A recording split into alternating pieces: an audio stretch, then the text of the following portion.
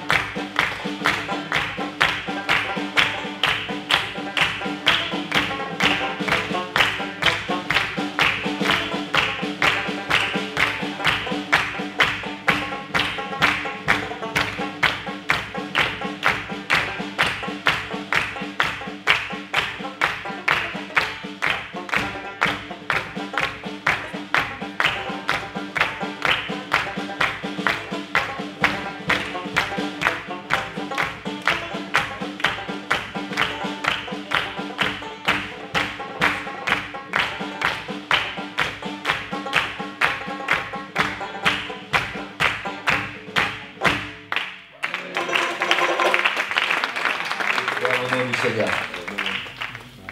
On va lire un verset dans la parole du Seigneur. On a déjà lu ce verset la semaine dernière. Je n'ai pas eu le temps de vous faire un joli PowerPoint.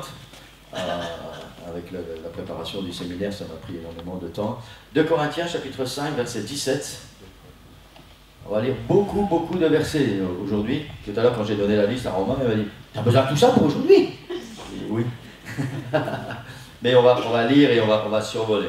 Si quelqu'un est en Christ, il est une nouvelle créature. Les choses anciennes sont passées. Voici, toutes choses sont devenues nouvelles. Amen. On a vu la semaine dernière comment devenir une nouvelle créature. Pour ceux qui étaient là dimanche dernier, on a parlé de la chenille, cette chenille qui n'est pas aimée et qui doit mourir, qui doit subir une transformation, qui devient chrysalide et qui doit souffrir pour enfin sortir de cette chrysalide, déployer ses ailes pour devenir un beau papillon. Il y a une transformation, il y a une ancienne créature et il y a une nouvelle créature. On a vu également la semaine dernière que le papillon, excusez-moi, le papillon ne se comporte pas comme une chenille. Paradoxalement, parce qu'à l'origine c'est le même animal. Vous savez, c'est l'œuf, la chenille, la chrysalide et le papillon. Génétiquement, à l'origine, c'est le même. Mais il y a au cours de cette vie des transformations qui font que les choses sont différentes. La chenille ne se comporte pas comme un œuf. Il y a eu une évolution dans l'œuf et l'œuf est clos, la chenille est devenue chenille et maintenant elle agit comme une chenille. Quand elle est devenue chrysalide, il y a quelque chose qui est là, qui est différent par rapport à la chenille. La chenille est morte et elle commence aussi à se transformer. Et quand cette chenille est clos, cette chrysalide est clos, alors ce papillon n'agit pas comme il était avant, comme une chenille. Il y a une transformation régulièrement. Ça s'appelle la nouvelle naissance. Et la Bible dit, si quelqu'un est en Christ, il est une nouvelle créature, les choses anciennes, ce qu'on était avant, c'est passé, voici toutes choses sont devenues nouvelles. Nouvelles. J'ai insisté sur le fait la semaine dernière, et ce n'est pas sur l'État qui va me contredire, que si vous possédez un potager, vous préférez bien voir des papillons plutôt que des chenilles. Amen. Cette année, pour la première année, depuis que je fais du potager, là où je suis maintenant, pour la première année, j'ai vu quelques papillons. Waouh! Quelques papillons blancs, vous savez, les papillons de choux, qui viennent après pondre dans nos choux et qui déposent des vers. Et là, Sœur Nicole n'est pas contente quand je ramène ça à la maison. Et puis des beaux papillons, comme on a aussi chez nous. Amen. On a vu que le papillon ne se comporte pas comme une chenille. Il n'a plus les mêmes activités, il n'a plus les mêmes instincts, il n'a plus les mêmes besoins. Et son travail est devenu tout à fait différent. Donc ce matin, je voudrais commencer par poser deux questions. Comment savoir si nous sommes en Christ? Puisque 2 Corinthiens dit, si quelqu'un est en Christ, il est une nouvelle créature. Comment savoir si nous sommes en Christ? Qu'est-ce que cela veut dire, être en Christ? Beaucoup de gens pensent que être en Christ, c'est se donner le nom de chrétien. Parce qu'un jour, quelque part dans notre vie, nous nous sommes repentis de nos péchés. Nous avons été baptisés d'eau par immersion au nom du Seigneur Jésus-Christ. On a reçu le baptême du Saint-Esprit à un certain moment de notre vie. Et puis voilà, on pense que être en Christ, c'est ça.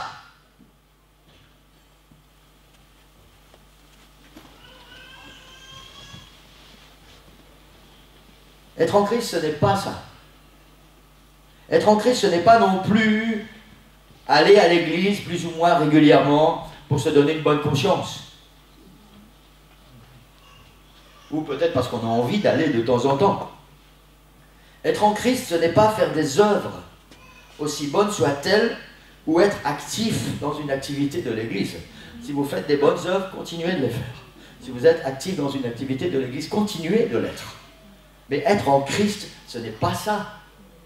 Si quelqu'un est en Christ, il est une nouvelle créature. Être en Christ, ça veut dire avoir revêtu Christ. Ça veut dire que nous sommes à l'intérieur et le Seigneur nous entoure. C'est ça, être en Christ. Symboliquement. C'est vivre pour lui et par lui. Être en Christ, ça veut dire ce que Jésus est, je le suis. Être en Christ, ça veut dire oublier cette notion de religion, cette notion d'appartenance à une dénomination. Être en Christ, ça n'est pas faire partie d'un groupement religieux. Être en Christ, c'est appartenir à Christ, avoir donné sa vie au Seigneur, laisser le Seigneur diriger 100% notre vie, contrôler 100% notre vie. C'est ce que Jésus est, je le suis. Ça, c'est être en Christ. Après, à partir de là, il nous faut trouver une église où nous allons pouvoir nous épanouir, où nous allons grandir et où nous allons servir. Mais être en Christ, ça veut dire que nous sommes revêtus de Christ. Amen. Amen. Gloire au Seigneur. J'ai essayé de paraphraser, et j'espère que vous allez me pardonner, et que vous n'allez pas être choqués. Si vous êtes choqués, vous allez oublier. Ce n'est pas le but ce matin, c'est juste pour peut-être qu'on comprenne un peu mieux. J'ai essayé de paraphraser ce verset. J'ai marqué, si quelqu'un est en Christ, il est devenu papillon. La chenille ancienne, c'est du passé. Voici, ma vie nouvelle en Christ est celle d'un papillon.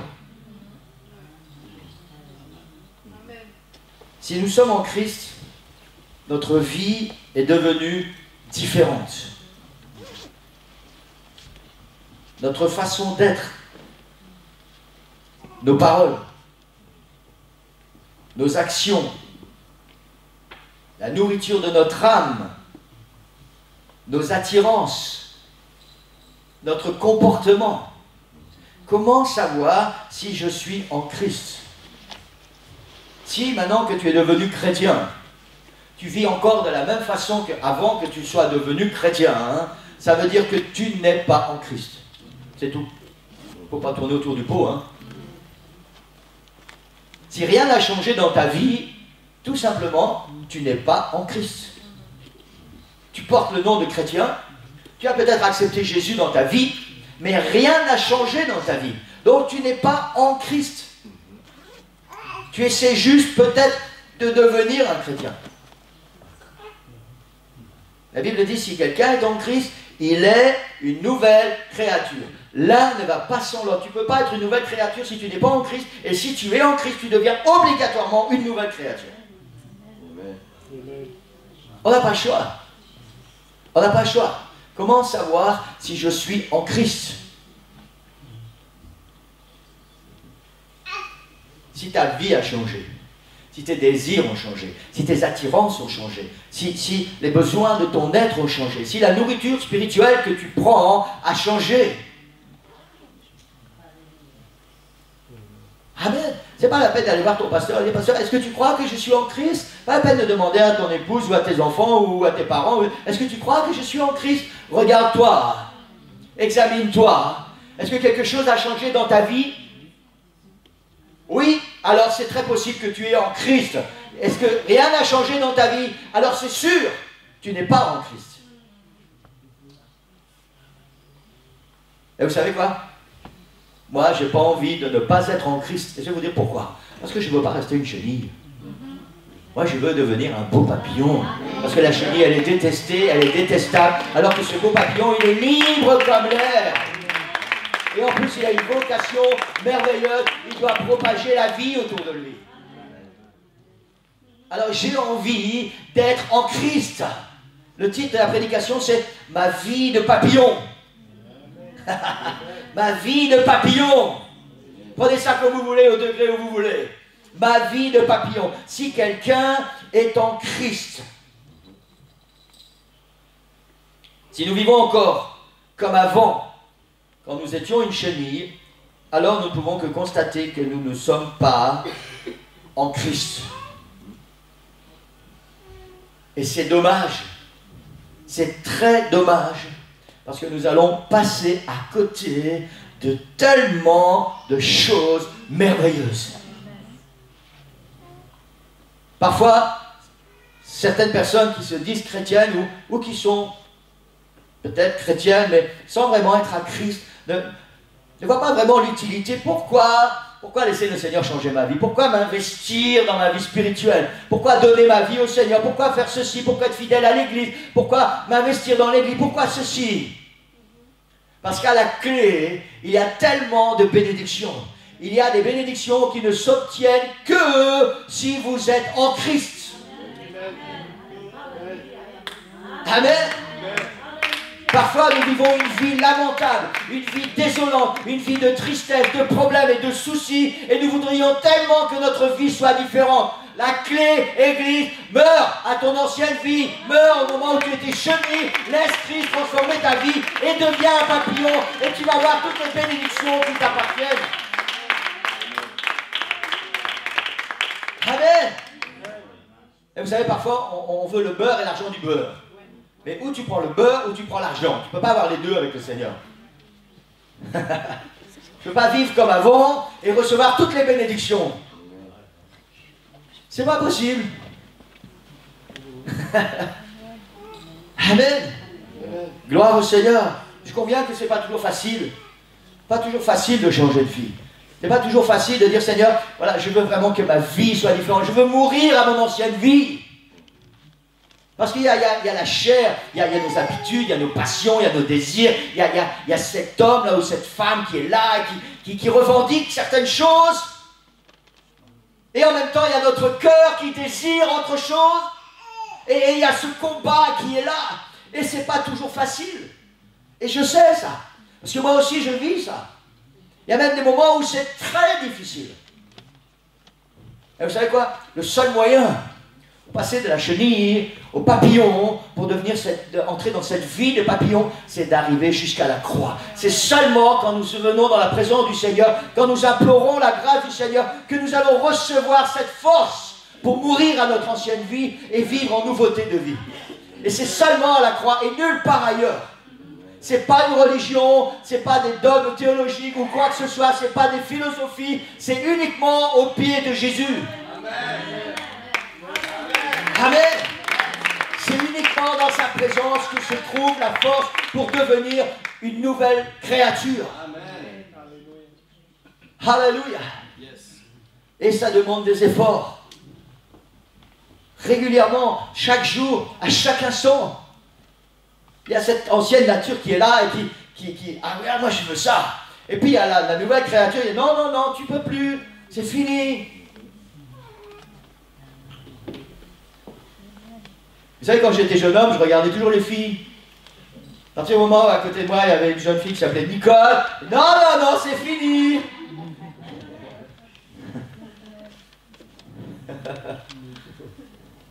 En tout cas, je ne peux plus les regarder comme je regardais avant. Amen. Si nous sommes en Christ, si nous avons revêtu Christ, notre passé n'existe plus. Amen. Amen. Pour certains, c'est difficile de quitter le passé. Pour d'autres, c'est quelque chose qu'on aspire, qu'on désire avec tellement d'ardeur. Pour beaucoup, le passé est une lourde valise que nous traînons et que nous aimerions tellement voir disparaître. Le poids de certaines périodes de notre vie, peut-être dont nous avons honte. Parce que ce n'est pas glorieux d'être une chenille. Même si l'extérieur, il y a des chenilles qui sont très belles. Même s'il y a des chenilles qui sont très nourrissantes. Ce n'est pas glorieux d'être une chenille. Et ce n'est pas à cela que Jésus nous appelle. Il nous appelle à devenir papillons.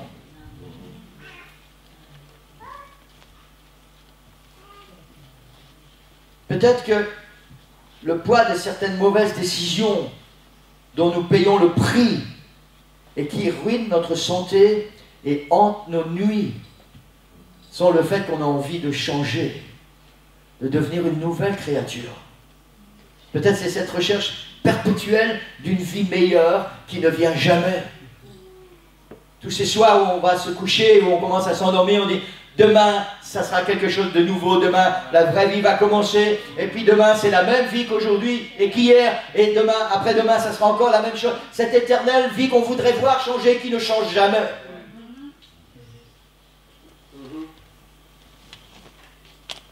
Peut-être vous pensez que je parle des gens du monde. Non, non, je parle à l'église ce matin. Je parle à l'église ce matin.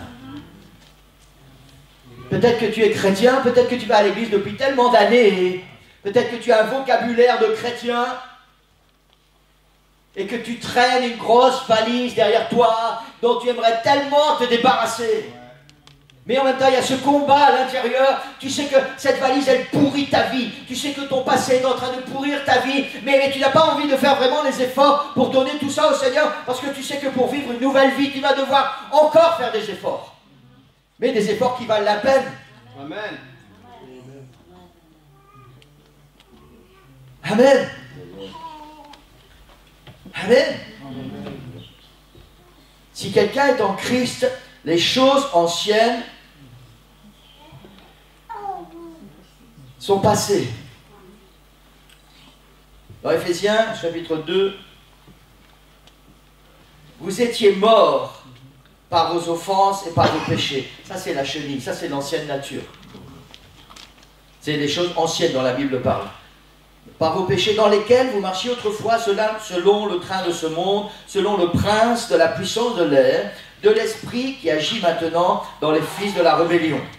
Nous tous aussi, nous étions de leur nombre, et nous vivions autrefois selon les convoitises de notre chair, accomplissant les volontés de la chair et de nos pensées. Nous étions par nature des enfants de colère comme les autres. Ça, c'est l'ancienne nature. Ça, c'est la chenille. Nous étions par nature des enfants de colère. Cette vie de déception, cette vie de défaite, cette vie de soumission aux passions qui déchiraient nos cœurs et détruisaient nos vies. Ça, c'est l'ancienne nature, sans espoir et sans joie. Mais il y a une bonne nouvelle. La Bible dit, si quelqu'un est en Christ, il est une nouvelle créature. Tout cela est terminé si tu es en Christ, si tu es devenu un enfant de Dieu. Et c'est la parole du Seigneur ce matin. C'est pour ça qu'il est important, Église, de devenir un papillon. Parce que tout ce dont nous allons parler maintenant ne s'obtient que si tu es en Christ. La chenille ne va jamais obtenir les promesses dont nous allons parler. Notre ancienne nature ne va jamais obtenir les promesses dont nous allons parler maintenant. Les promesses dont nous allons parler, elles appartiennent à ceux qui sont en Christ, à ceux qui ont donné leur vie au Seigneur entièrement, 100%, et qui laissent le Seigneur les guider et les conduire. Alors voici les promesses. Si tu es en Christ, tu as obtenu le pardon. Éphésiens chapitre 4, verset 32. Il est dit, soyez bons les uns envers les autres, compatissants, vous pardonnant réciproquement, comme Dieu vous a pardonné. Comme Dieu vous a pardonné. Ça, c'est ce qui t'appartient si tu es en Christ. Vous savez, c'est quelque chose de très lourd à porter quand vous savez qu'il y a quelque chose entre vous et quelqu'un et que cette personne ne veut pas vous pardonner. C'est lourd à porter. Ce qui nous appartient en tant qu'enfants de Dieu, si nous sommes devenus en Christ, alors Dieu nous a pardonné. Peu importe le poids de la valise, la taille de la valise, tous les péchés qu'on aurait pu commettre avant et le mal qu'on aurait pu faire, la Bible dit que nous sommes pardonnés. Amen. Si tu es en Christ, Galates 2,16, si tu es en Christ, tu as été justifié. Néanmoins, sachant que ce n'est pas par les œuvres de la loi que l'homme est justifié, mais par la foi en Jésus-Christ, nous aussi, nous avons cru en Jésus-Christ, afin d'être justifiés par la foi en Christ. Amen. Ça, c'est ce qui appartient à la nouvelle créature. Ça, c'est ce qui fait mon identité quand je suis devenu un papillon. Amen. La nouvelle vie de papillon. Amen. Si tu es en Christ, Colossiens 1,28, tu es devenu parfait. Waouh! C'est lui que nous annonçons, exhortant tout homme et instruisant tout homme en toute sagesse, afin de présenter à Dieu tout homme devenu parfait en Christ. Alléluia! Alléluia! Vous savez, si vous demandez à son école si je suis parfait, elle va vous dire non, non, non, non, non. Et pourtant, la Bible dit que moi, je suis devenu parfait en Christ. Amen. Amen. Si tu appartiens au Seigneur, si tu es passé de la chenille au papillon, si tu as donné ta vie au Seigneur, alors tu es devenu parfait en Christ. Non pas que tu es saint, que tu n'as plus de péché, mais tu es purifié et tu es sanctifié à cause du sang du Seigneur. Amen. Amen. Ça, c'est ce qui t'appartient quand tu as donné ta vie au Seigneur, si tu es en Christ. Amen. Si tu es en Christ, Romains 6, 23, tu as obtenu la vie éternelle. Car le salaire du péché, c'est la mort, mais le don gratuit de Dieu, c'est la vie éternelle en Jésus-Christ, notre Seigneur. Amen. Amen. Alléluia. Gloire au Seigneur. Si tu es en Christ, 1 Corinthiens 1, versets 1 et 2, tu es appelé à être saint. Paul, appelé à être apôtre de Jésus-Christ par la volonté de Dieu, et le frère Sostène, à l'église de Dieu qui est à Corinthe, à tous ceux qui ont été sanctifiés en Jésus-Christ, appelés à être saints. Amen. Alléluia. Le reste du verset, ça ne nous concerne pas aujourd'hui. Si tu es en Christ, tu es devenu fils et fille de Dieu. Galates 3, 26 et 27. Car vous êtes tous fils de Dieu par la foi en Jésus-Christ. Écoutez bien, vous tous qui avez été baptisés en Christ, vous avez revêtu Christ.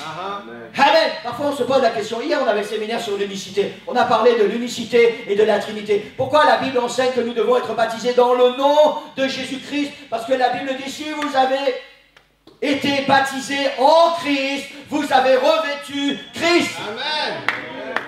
Amen. Ça, c'est ce qui nous appartient si nous sommes passés de l'ancienne nature à la nouvelle nature, si nous appartenons au Seigneur, si nous avons cette vie nouvelle de papillon. Amen. Alléluia. Si tu es en Christ, Éphésiens 2, 5 et 6, si tu es en Christ, tu es ressuscité de la mort du péché et tu es assis dans les lieux célestes.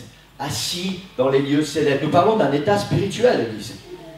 Nous qui étions morts par nos offenses, il nous a rendus à la vie avec Christ. Il nous a ressuscités ensemble et nous a fait asseoir ensemble dans les lieux célestes en Jésus-Christ. Amen. Dans les lieux célestes en Jésus-Christ. C'est autre chose que ces lieux terrestres qui nous pourrissent la vie et qui nous fatiguent tout le temps et qui nous donnent des cheveux blancs. Nous sommes assis dans les lieux célestes en Jésus-Christ. Si nous sommes passés de notre ancienne nature à cette nouvelle nature. Voilà ma vie de papillon, ma vie en Christ. Et personnellement, Église, je pense que ça vaut la peine. Ça vaut la peine. Ça vaut la peine de faire des sacrifices. Ça vaut la peine de dire, Seigneur, j'ai besoin que tu changes ma vie, que tu transformes ma vie. Vous savez, c'est un peu comme un drogué qui doit passer de en état de drogué à un état de libération. Alors, il y a ce moment-là où il y a, comment on appelle ça? La désintoxication, merci.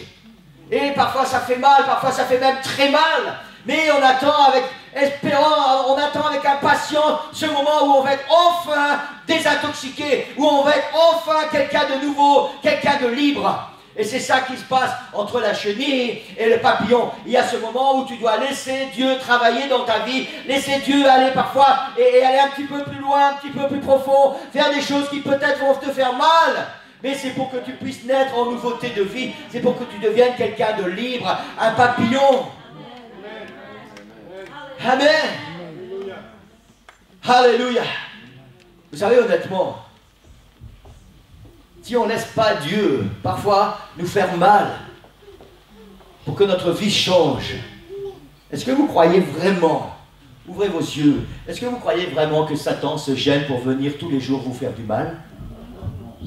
Est-ce que vous pensez vraiment qu'il se gêne pour venir vous pourrir la vie, pour venir vous donner des soucis, pour vous donner des problèmes, pour vous donner des nuits blanches, pour vous accabler, pour vous faire ramper par terre? Est-ce que vous croyez qu'il se gêne pour vous faire du mal? Non, il ne se gêne pas. Alors je crois vraiment que ça vaut la peine de dire, Seigneur, je veux que ça soit toi qui viennes, même si ça fait mal, mais je veux que tu changes ma vie, parce que je veux devenir quelqu'un d'autre. Je veux, Seigneur, qu'après cette transformation, je sois libre en toi. Amen. Vous devriez tous être debout en train de frapper dans vos mains et de danser pour donner la gloire au Seigneur. Amen. Amen. Je crois, Église, que ça vaut la peine. Alléluia. Alléluia. La Bible est remplie de promesses merveilleuses pour tous ceux qui sont morts à leur ancienne vie et qui ont revêtu Christ. Deutéronome 28, 13. Tout le monde connaît ça. Tous ceux qui connaissent leur vie connaissent ça. L'Éternel fera de toi la tête et non la queue. Tu seras toujours en haut et jamais en bas. Quand? Lorsque tu obéiras au commandement de l'Éternel ton Dieu, que je te prescris aujourd'hui, tu les observeras et que tu les mettras en pratique. Alors, si tu es en Christ, si tu es une nouvelle créature, tu seras toujours en haut et jamais en bas, tu seras la tête et non la queue. C'est une promesse qui appartient à l'Église. Psaume chapitre 20, verset 8, ceux-ci s'appuient sur leurs chars, ceux-là sur leurs chevaux. Nous invoquons le nom de l'Éternel, notre Dieu. C'est ce qui fait la différence entre la chenille et le papillon. La chenille, elle espère que personne ne va venir l'écraser. Le papillon, il s'en fout, s'il y a un coup de vent, il s'envole. Amen. Ésaïe 40, verset 31. Mais ceux qui se confient en l'Éternel. L'original dit ceux qui s'attendent. Ceux qui s'attendent. Ils font confiance. Ceux qui s'attendent à l'Éternel renouvellent leur force. Ils prennent le vol comme les aigles. Ils courent et ne se lassent point. Ils marchent et ne se fatiguent point. Ça, c'est ce qui t'appartient. Église, si tu es né en Christ, si tu es passé de l'ancienne vie à la nouvelle vie. Amen. Amen. Ce sont des promesses qui nous appartiennent.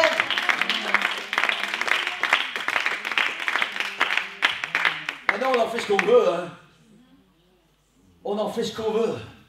Vous savez, j'ai vu quelque chose d'extraordinaire. Parfois, je suis occupé à travailler sur l'ordinateur, et puis il y a cette petite bande sur le côté qui défile, et puis il y avait un aigle, et ça bougeait un peu, et comme je suis curieux, j'ai cliqué, forcément.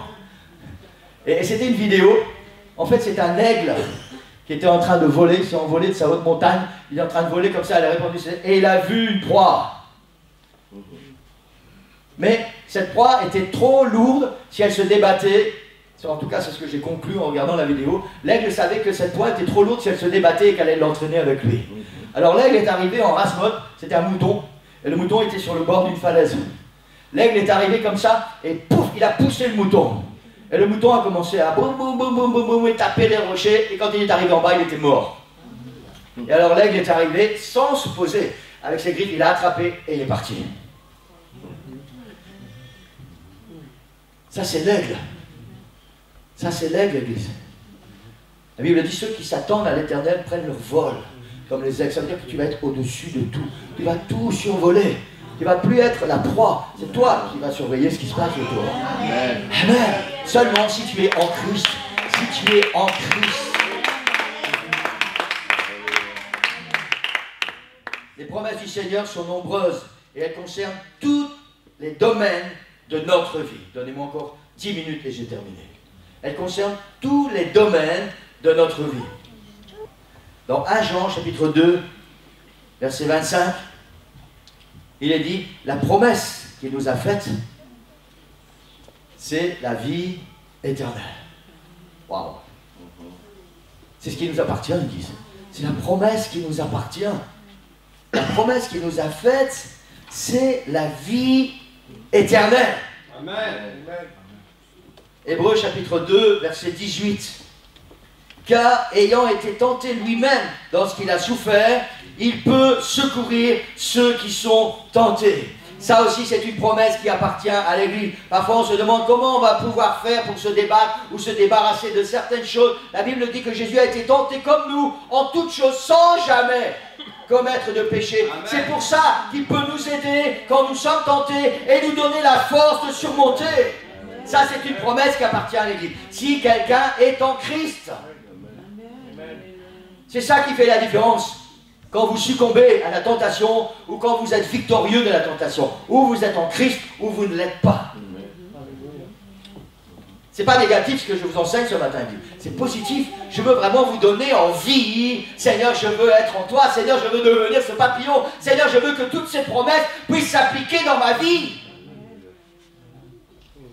1 Pierre 5, 10.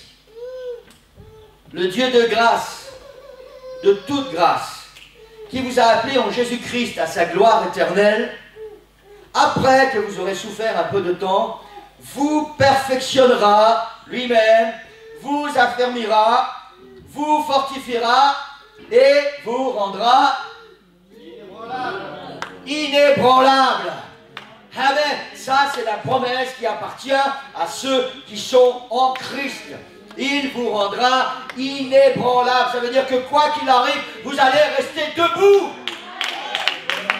C'est ça que ça veut dire, inébranlable. C'est une promesse qui t'appartient si tu es en Christ. Peu importe comment Satan va se déchaîner, peu importe si le vent va souffler, peu importe si la mer va se déchaîner, tu vas rester debout. Si tu es en Christ. C'est pour ça que ça vaut la peine, Élie. Ça vaut la peine de passer par la case chrysalide. Ça vaut la peine de donner sa vie au Seigneur. Alléluia. Alléluia. Jacques chapitre 5, versets 14 et 15, tu peux aller au piano si tu veux. Il a dit quelqu'un parmi vous est-il malade? Il appelle les anciens de l'église. Ah, peut-être vous allez dire, ah pasteur, quelqu'un vous a l'onction d'huile ce matin? Non, non, non. Et que les anciens prient pour lui en loignant d'huile au nom du Seigneur. La prière de la foi sauvera le malade et le Seigneur le relèvera, et s'il a commis des péchés, il lui sera pardonné. Ça, c'est ce qui t'appartient si tu es en Christ. Quelqu'un est-il malade? Ils viennent, ils appellent les anciens de l'église, ils prient pour lui en loignant d'huile, et la prière de la foi sauvera le malade. Et non seulement le Seigneur te promet de guérir ton corps, mais il promet en même temps de pardonner tes péchés. Par la même occasion, deux en un. Amen. Ça, c'est ce qui t'appartient si tu es en Christ. Amen. Amen. 1 Pierre, chapitre 5, verset 7. Déchargez-vous sur lui de tous vos soucis, car lui-même prend soin de vous. Déchargez-vous de tous vos soucis, car lui-même prend soin de vous. Église, c'est ce qui t'appartient si tu es en Christ. Le Seigneur n'a jamais dit que tu n'aurais pas de soucis, il n'a jamais dit qu'il n'y aurait pas de problème, il n'a jamais dit qu'il n'allait pas avoir des difficultés dans ta vie, mais il a dit, déchargez-vous sur moi de tous vos soucis, et je vais prendre soin de vous. Ça, c'est ce qui t'appartient si tu es en Christ, si tu es devenu papillon. Et c'est ce qui va t'appartenir si tu veux devenir papillon, si tu veux vraiment donner ta vie au Seigneur ce matin. Amen. Notre Église est en train d'entrer dans une nouvelle ère, dans une nouvelle dimension. On a lu ce verset tout à l'heure. Si quelqu'un est en Christ, les choses anciennes sont passées, voici toutes choses sont devenues nouvelles. Le temps où on vivait chrétien de nom, de temps en temps, c'est révolu ça, Église. C'est révolu. Tu ne peux pas prétendre être un papillon et vivre comme une chenille. Tu ne peux pas vouloir les bénédictions du Seigneur et continuer à vivre dans le monde, comme le monde, pour le monde, par le monde, tout ce que tu veux du monde. C'est pas possible. Donner ton temps, ton argent, tout. Tu donnes tout au monde et après tu veux que le Seigneur te bénisse. Tu vis comme une chenille et tu veux voler comme un papillon. Mais tu dois faire un choix, mon ami. Tu dois faire un choix. Et ce choix, il t'appartient ce matin. Si tu as des problèmes, des soucis, des tracas, contrariétés, si ta vie est pourrie, alors tu as le choix. Ou tu continues de vivre comme ça, ou tu donnes tout ça à Jésus. Et tu dis, voilà Seigneur, maintenant je te donne tout ça. Je veux que tu transformes ma vie, je veux que tu changes ma vie, et je veux devenir papillon. Je veux être une nouvelle créature. Alléluia. Et lui va prendre soin de tout ça. Amen. Alléluia. C'est ce que le Seigneur veut pour chacun de nous. C'est ce que le Seigneur veut pour son Église. Vous savez, peut-être pour ceux qui sont fidèles, qui sont persévérants, qui sont là tout le temps, et le jeudi pour la prière. Et je voudrais vous encourager ce matin. Ne regardez pas au nombre, ne regardez pas à la quantité. Le Seigneur est en train de faire un travail. Il est en train d'opérer une transformation. Et le Seigneur va nous emmener dans un bateau où seulement les papillons vont entrer. Seulement ceux qui auront fait le choix de vivre en Christ, d'être en Christ, vont entrer dans cette nouvelle destinée. Alors ceux qui sont déjà entrés, persévérez, continuez et essayez d'attirer les autres avec vous. Et pour ceux qui ne sont pas vraiment en Christ ce matin, le Seigneur te parle. Tu as un choix à faire, là, maintenant.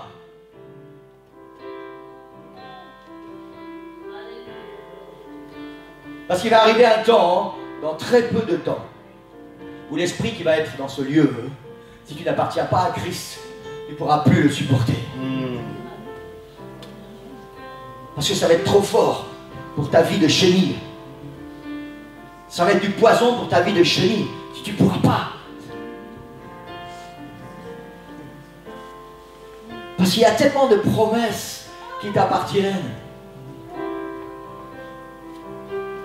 La vie est tellement difficile, la vie est tellement compliquée. Tellement compliquée. Pourquoi se compliquer encore plus la vie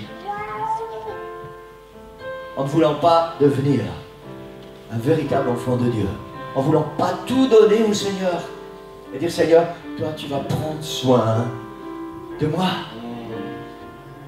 Amen. Vous savez, la réalité c'est que nos problèmes, bien souvent, nos soucis, nos tracas sont une suite de mauvais choix, de mauvaises décisions.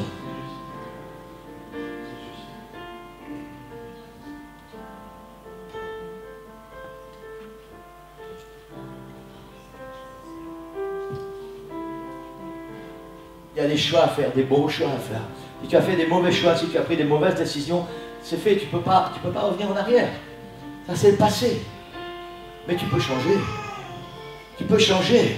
Si tu payes le prix pour des mauvais choix, des mauvaises décisions, et que ce prix est lourd, et que ça pèse très fort sur tes épaules, alors ça peut changer dans ta vie. Tout ce que tu dois faire, c'est mourir à la croix, et dire Seigneur, je veux être quelqu'un d'autre. Je veux être en Christ.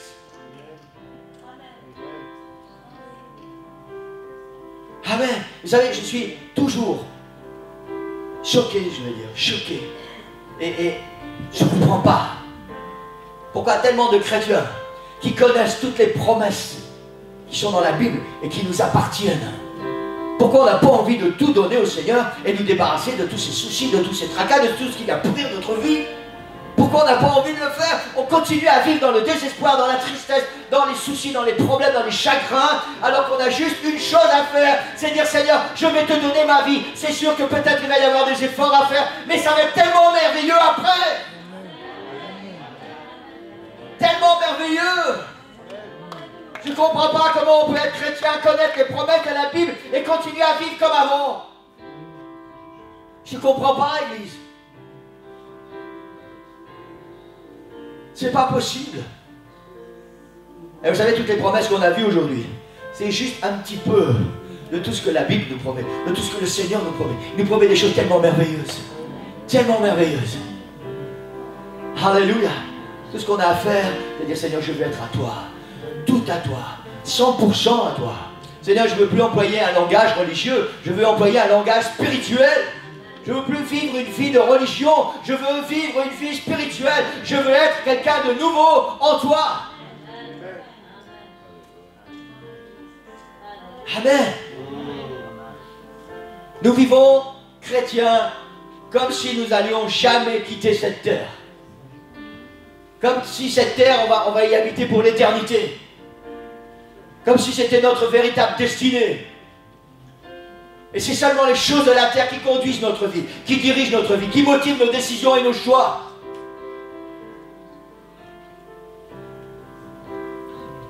Vous savez ce que c'est ce passage sur la terre, Église?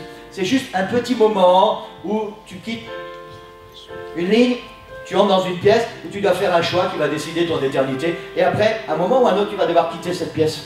Ça, cette pièce, c'est le passage sur la terre. Et puis il y a des gens qui s'installent là. Parce qu'ils pensent qu'ils vont rester là pour toujours. Et non, non, non, c'est un endroit, c'est comme une urne, tu vas mettre un billet là, quelque part. Et après, quand tu as voté, tu sors.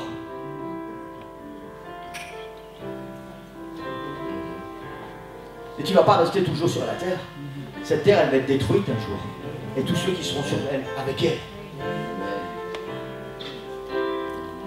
Le Seigneur t'offre des ailes. Il t'offre des ailes de papillon. Il t'offre des ailes d'aigle. Ceux qui s'attendent à l'Éternel renouvellent leur force. Ils prennent leur envol. Ils prennent leur envol. Est-ce qu'il y a longtemps que tu rêves de prendre ton envol spirituel? Est-ce qu'il y a longtemps que tu as envie de ça, mais tu ne sais pas comment faire, ou tu n'as pas vraiment envie de faire les efforts nécessaires? Le Seigneur t'appelle ce matin. Le Seigneur t'appelle ce matin. Donne-moi ton cœur, c'est tout ce que tu as à faire. Donne-moi ton cœur, dit Jésus. Tout ton cœur. 100% de ton cœur. Et tu vas voir, tu vas entrer dans cette nouvelle vie. Dans cette nouvelle vie. Vous savez, parfois, je suis tellement triste pour les chrétiens. Tellement triste. Je connais leur vie, je sais plus ou moins les soucis qu'ils peuvent rencontrer, les difficultés qu'ils traversent. Tout ce qu'il faut faire, dire, Seigneur, prends mon cœur, prends ma vie, tu me donnes à toi. Je veux être en toi, Seigneur. En toi, Seigneur. Amen. Vous savez, la plupart de mes cheveux blancs concernent l'Église. Parce que je me fais du souci pour l'Église. Parce que je vois comment l'Église agit. Je vois comment l'Église est. Et j'ai dit, Seigneur, mais pourquoi? Et je prie, je dis, Seigneur, mais il faut qu'il se passe quelque chose. Il faut que ça change. Mais je ne peux rien faire pour vous. Je ne peux pas aller dans votre cœur et parler à votre place. Si je pouvais le faire, je dis, croyez-moi, il y a longtemps que ça serait fait. Longtemps.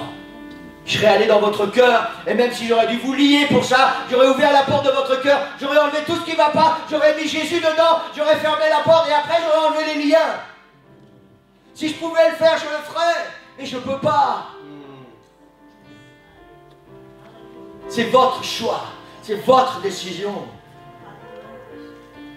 Vous savez, je pense que si on pouvait voir au-dessus de ce plafond, si on pouvait voir avec nos yeux le Seigneur assis sur son trône, qui nous voit dans nos soucis, dans nos tracas, nous débattre comme quelqu'un qui est en train de se noyer. Si on pouvait voir les larmes qui coulent sur ses joues et que le Seigneur dit, mais pourquoi tu ne me tends pas la main? Pourquoi tu ne me demandes pas de changer ta vie? Et les larmes du Seigneur continuent à couler. Et nous, on continue à se noyer, à se débattre. Si on pouvait voir ce qui se passe là-haut, Église. Si on pouvait sentir ce qui se passe dans le cœur du Seigneur. Vous croyez qu'un papa ou une maman est heureux quand il voit son enfant dans les soucis, dans les problèmes et qu'il ne veut pas d'aide? Foutez-moi la paix, laissez-moi tranquille. Vous croyez que le cœur d'un père et d'une mère sont heureux avec ça? Non. Mais on ne peut pas obliger. Est-ce que vous croyez que le Seigneur est heureux? Est-ce que vous croyez qu'il y a de la joie dans le ciel quand on est occupé à se débattre à cause de nos mauvais choix, mais qu'on ne veut pas que le Seigneur change notre vie? On ne veut pas abandonner. On sait que c'est pas bon, mais on est attaché à ça. Ça pourrit ma vie, mais j'y tiens.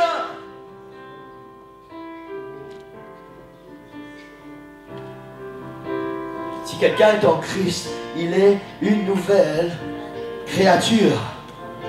Amen. Je vais terminer avec encore une promesse. Je voudrais qu'on puisse se lever. Dans Colossiens chapitre 2, verset 10, il est dit, vous avez tout pleinement en lui. Ce seul verset, Église, devrait suffire à dissiper toutes nos hésitations. Toutes nos hésitations. Vous avez tout pleinement en lui. Laisse-moi te dire ce qu'il y a dans le cœur du Seigneur ce matin. Le Seigneur sait très bien comment tu souffres. Il connaît tes douleurs, il connaît tes problèmes, il connaît tes chagrins, il connaît tes fardeaux, il connaît tes maladies, il connaît tout ce qu'il y a dans ta vie. Il connaît tes chaînes, il connaît ce qui te lie.